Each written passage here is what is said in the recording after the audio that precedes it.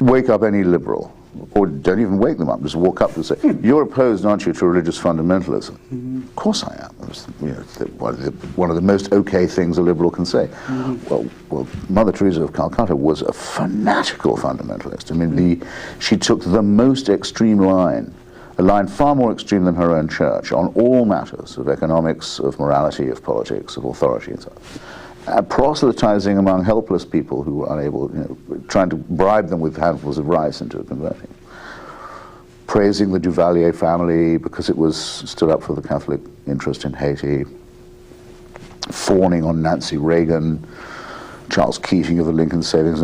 All of this was right there for anyone to see. They wouldn't see it though, because no, she's a saint. She's doing work with the poor. It was, in fact, the poorest of the poor was the mantra. So they didn't want to hear that she was a fundamentalist. They thought she was on our side, so to speak. Same with the people's princess, the ludicrous idea that a people's position can be passed on by hereditary succession. But they were sure she was, no, if you ask them, are you for monarchy and hereditary power? No. Is she a people's princess? Yes. Then the big white whale, Clinton.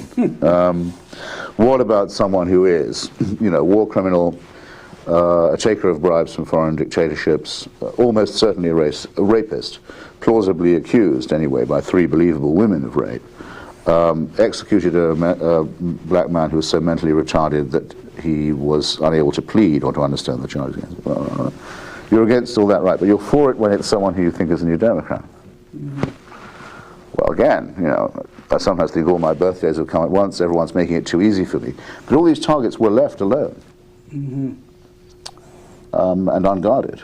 So I thought, well, I'd be untrue to myself if I don't take at least a second look. But it was liberal illusions in all 3 cases. And most recently, because I wouldn't say that Noam Chomsky was an icon, and it would be rude to say that and untrue, and nor is it true that he's a guru. Certainly he doesn't want to be one, or a cult leader, but he does have the status of something very like an intellectual leader and authority among a very large number of people, especially on campus.